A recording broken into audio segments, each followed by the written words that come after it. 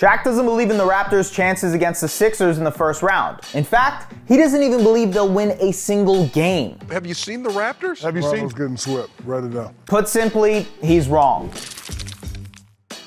Let's dissect this. The Raptors have been a matchup nightmare for the Sixers all season, winning 3 of their 4 games against them this year. 2 of those games included both James Harden and Joel Embiid. And in each of the Raptors' wins over the Sixers, they've missed key players. On November 11th in Philadelphia, the Raptors beat the Sixers without Pascal Siakam. On March 20th against Harden and Embiid, the Raptors won in Philly without Fred VanVleet or OG Anunoby. And just recently, on April 7th, beat Philly again without VanVleet or Anunoby, despite a 30-point double-double from Embiid and 15 assists from Harden. The one and only loss the Raptors had to the Sixers this season was a 5-point loss. And this was the starting lineup. Why do the Raptors have the upper hand every time?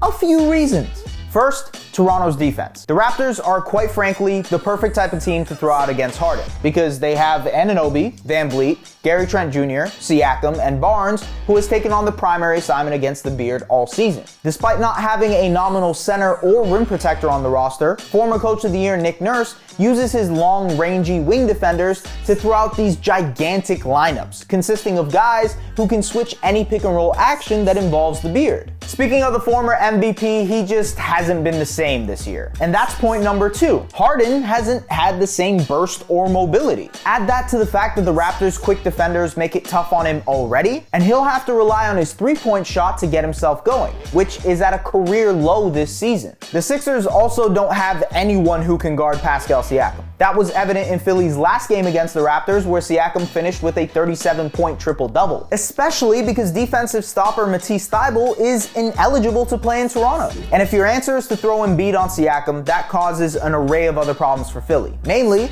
removing their own rim protector from the paint, which provides Toronto the opportunity to attack the interior. Shaq probably thinks Embiid is just too much for Toronto to handle, which is fair because he's too much for pretty much every team. But the Raptors have historically done well against the MVP candidate, and he knows it. Toronto also has the advantage at coaching with Nurse versus Doc Rivers, who has taken a lot of heat over the last couple of years for his playoff mishaps. And Doc is already getting into it with Sixers media members over their backup center rotation. Let me clarify this one more time for everybody who struggles with this.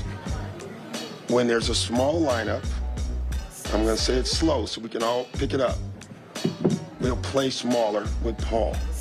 When there's a big 5, you play bigger with DJ. Do we all have that now?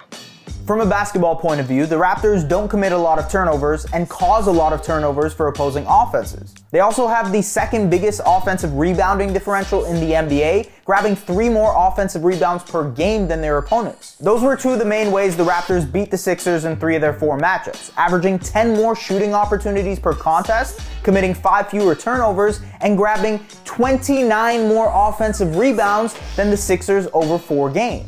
So not only will it not be a sweep, but there's a very good chance the Raptors can pull off the upset. Toronto and Philadelphia have played each other twice in the playoffs before this, and both times it's come down to a last-second shot deciding the fate of the series. The Sixers still have Joel Embiid and James Harden, obviously, and if they do their job and get to the foul line, Toronto might be in trouble. But even if you think the Sixers' top-end talent is too good, a sweep, bro? Really? Even Shaq backpedaled his comments. Toronto was swept.